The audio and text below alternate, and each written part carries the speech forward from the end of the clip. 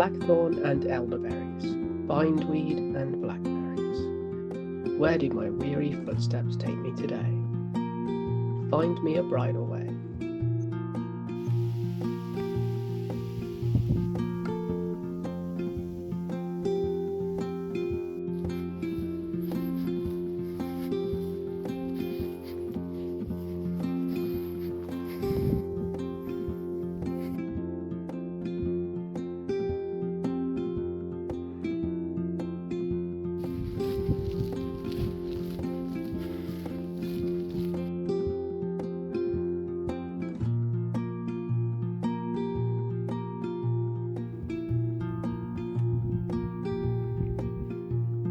Forward. It's a stormy day for a walk, but it makes it slightly more entertaining because you never know when the weather's going to change. Horsefly. One of the problems about going for a walk. However, there's a water tower ahead I've always wanted to check out. It's old and I don't think it's used anymore. It always sits on the skyline as the hill crests. So, we'll see. Blue sky.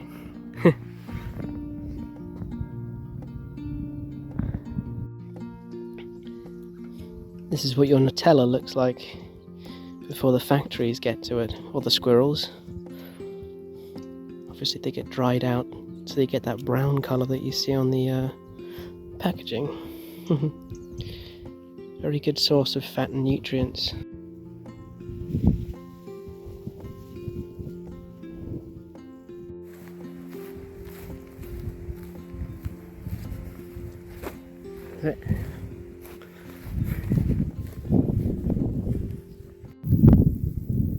Here we have a lot of wheat and a clearing sky that makes me more cheerful.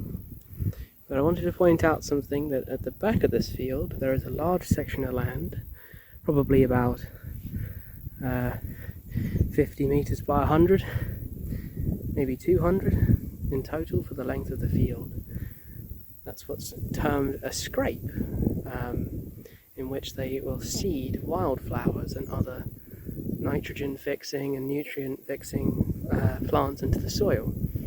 It's also part of a scheme that I believe was originally part of EU subsidies. Now we've pretty much written the same laws into our own laws, and farmers are given a fair amount of money to essentially create wild corridors, among other things. It's a good little scheme. It's one of the only ways they make money sometimes because of how temperamental the weather can be. We've just had, this is our first rain in a handful of days, and then first proper rain since, well, 2.5 months, and it's been exceptionally dry.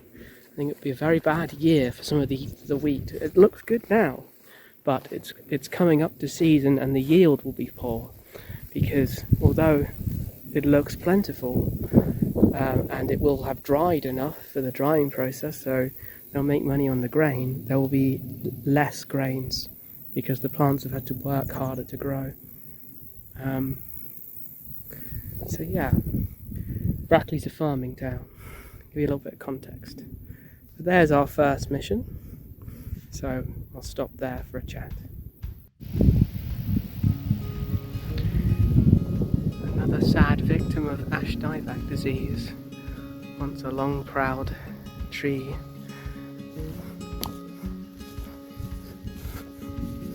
It holds a sickness in it. But it will last a few years yet, and they will likely not cut it down for some time, for it is in a place where it will bring no harm. And they are good sanctuaries for animals and plants alike.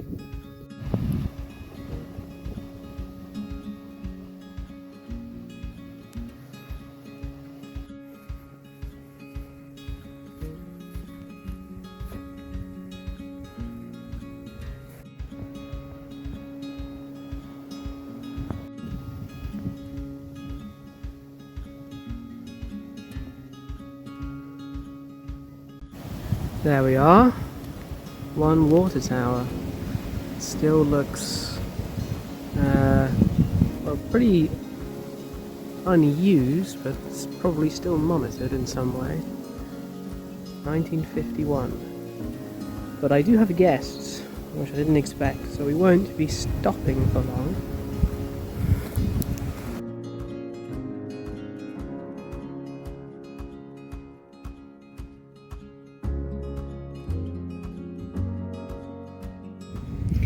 Hello friend, you look a little chilly. Freshly shorn.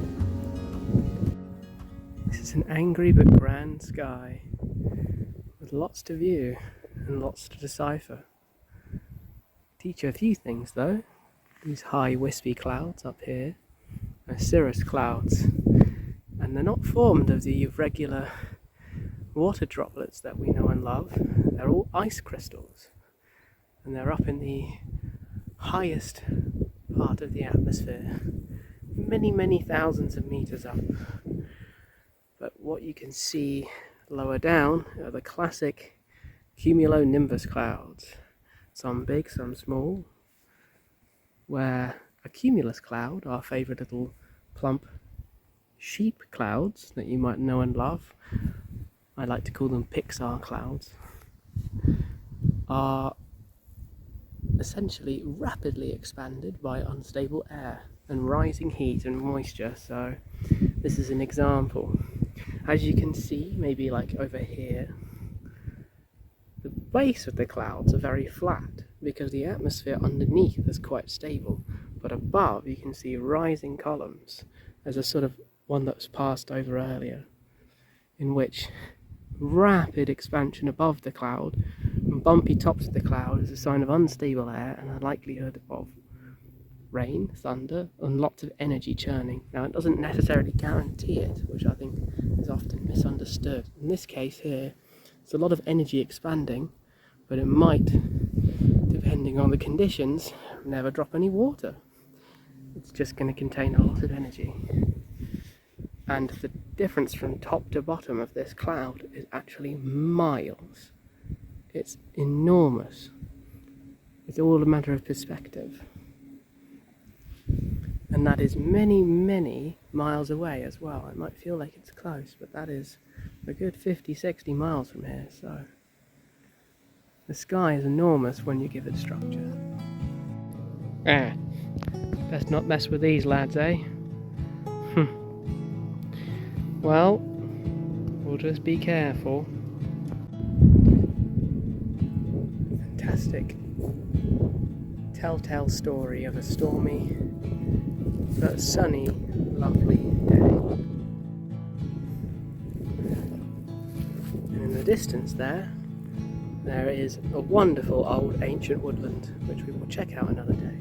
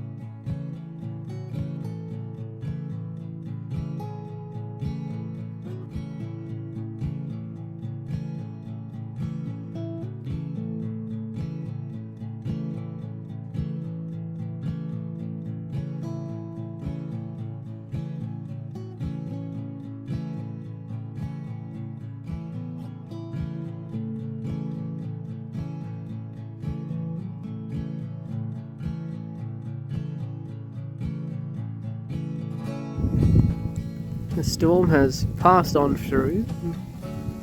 They tend to take 10 minutes typically. High energy days. You can see the next versions of them brewing far in the background. This one has veered eastward. I wanted to bring you up here. Sorry if it's windy, it's going to come off as windy. because this tree is fantastic. It's completely hollow. As I mentioned earlier, many ash trees like this one, with little black buds, telltale sign of ash trees, are one of the easiest species of tree to identify in the winter. You can never get the camera to focus. I've got a really old phone, unfortunately. But it's hollowed right through, but it shows its resilience. It has a lot of new growth, but not a lot of the telltale signs of continued ash dieback. It has some, but it's still relatively healthy. And again, I'm glad they haven't cut it down because it's a haven.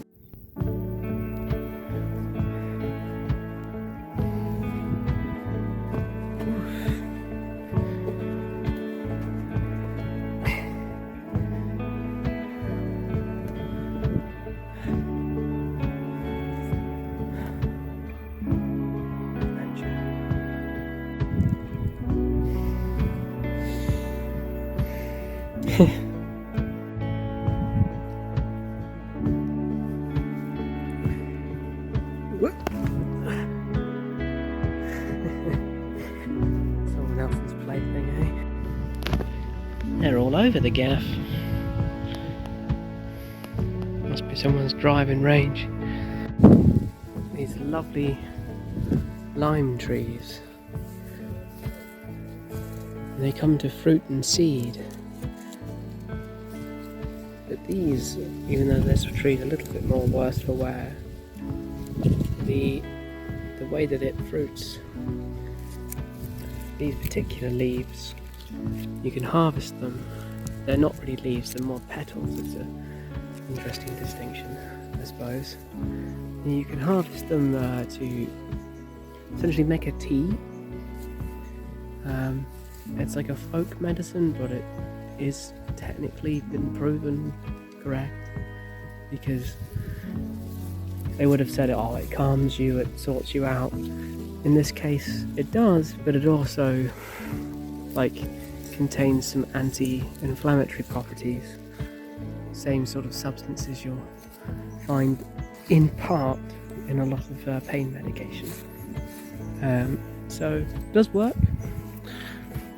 It does taste quite bitter though.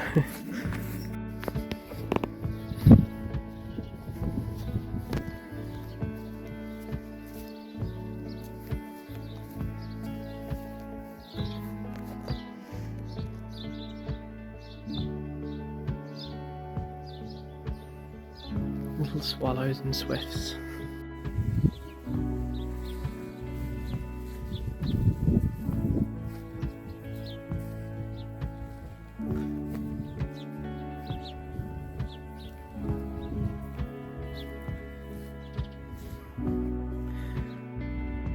Blimey, where next? I have to get through this field, it's going to take some time.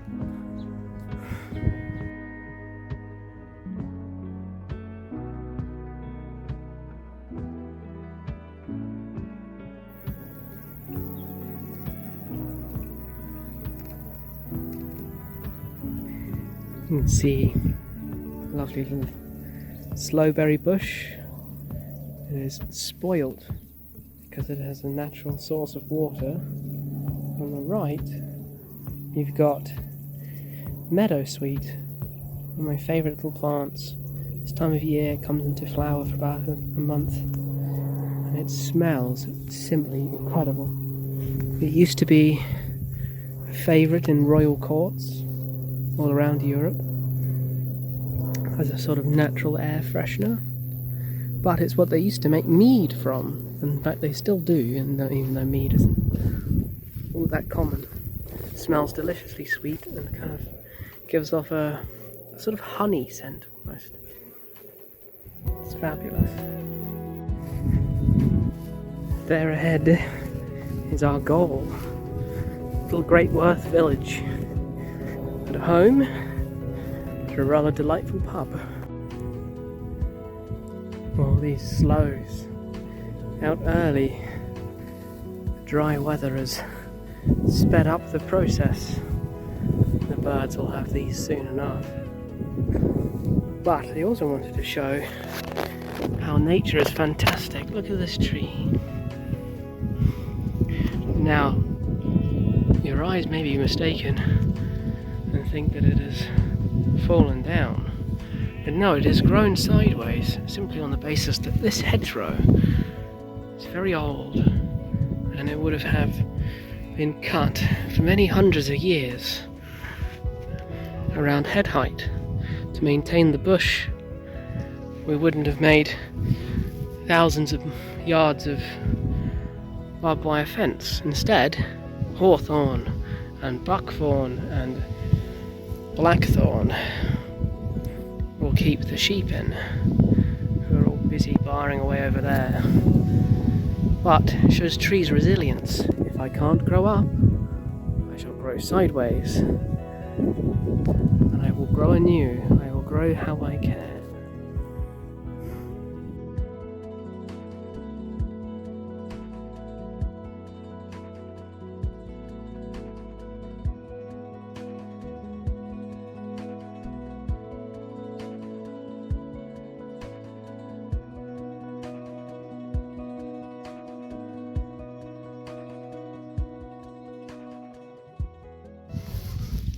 It looks like our route takes us through a gorgeous old churchyard with our destination the other side.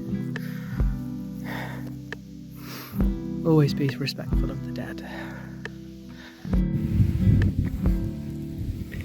It's a wonderful old sycamore.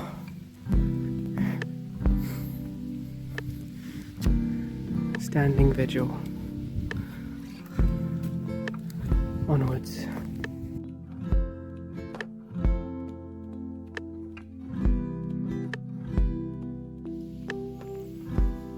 Fruit of our labours.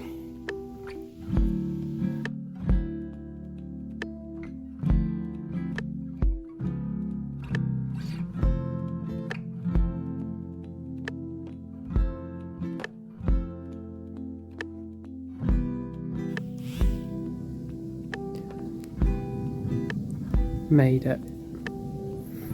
Cheers.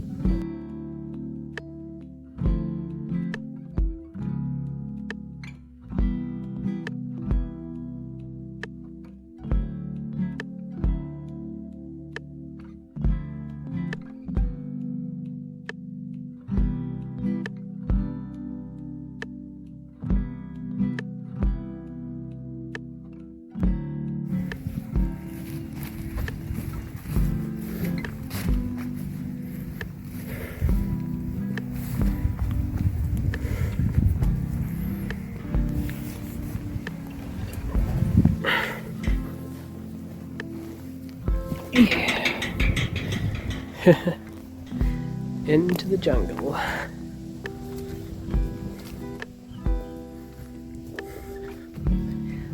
But wonders lie the other side.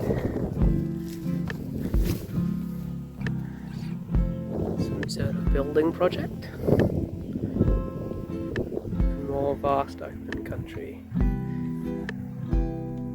And the sky has quietened for our journey home. Lovely. Little plump Pixar clouds that I mentioned.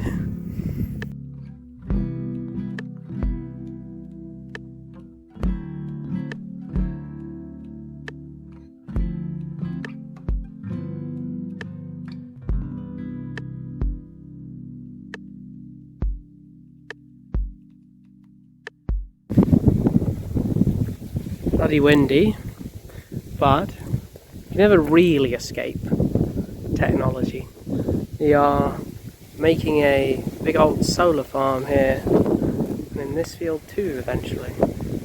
However, the public footpath takes us that way. I'm going to have a bit of fun, GeoWizard style. This big old hedgerow, and it's a bit more evident here, used to be a dismantled railway. Well, take that back. It was a railway, now it's dismantled. Oh dear. So, I'm going to walk it because it does join up with the footpath later on. I might be doing a mild bit of trespassing. I took the public right of way, if anyone asked. I did.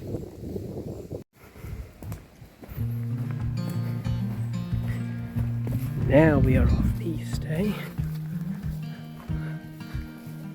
Low branches and stinging nettles to fend off. Love it.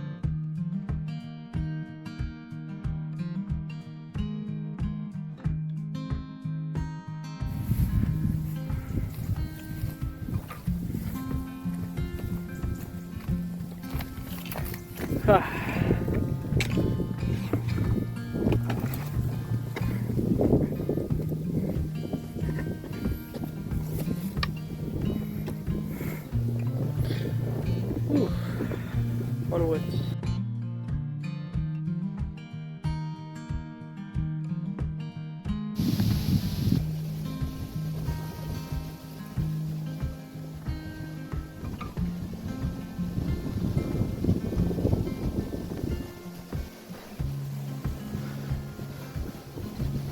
The willows are whispering. The sun is getting low. We gotta get home.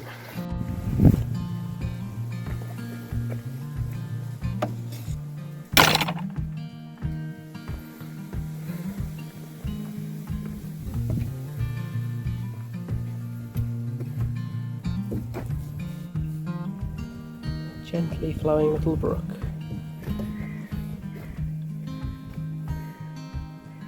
Off to feed larger rivers.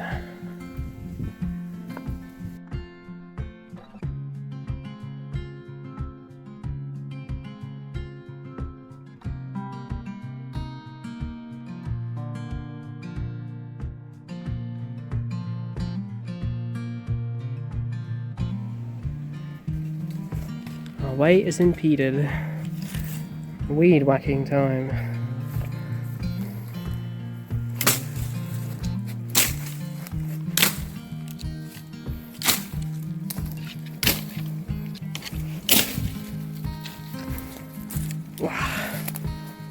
All in good fun. Poor little elder failed because of the storms.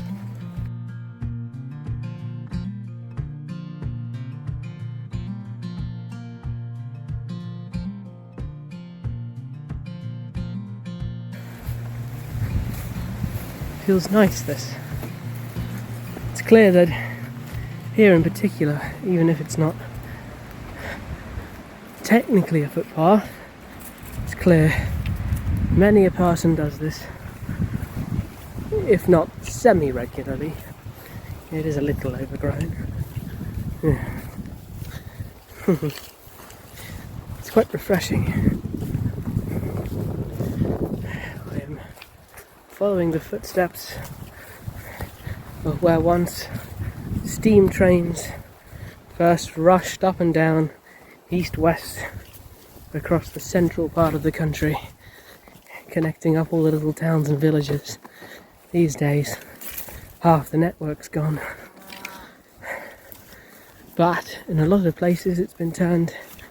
This is half true here, but in places like other bits of Northampton, they have made the whole strip a fun sort of cycleway and nature park of sorts, because they never built houses on it, which is great. Connections remain even without the steam and the train.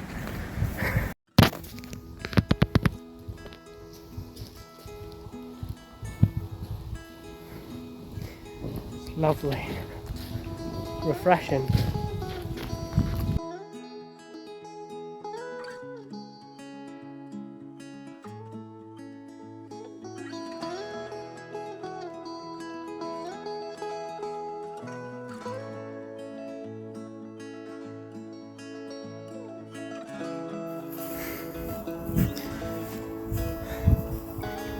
That way.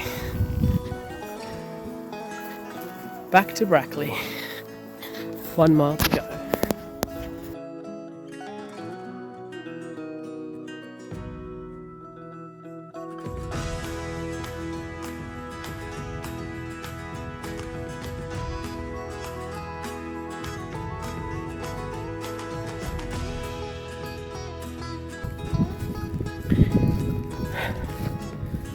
with this, it's the end of the endless country, and back to Brackley.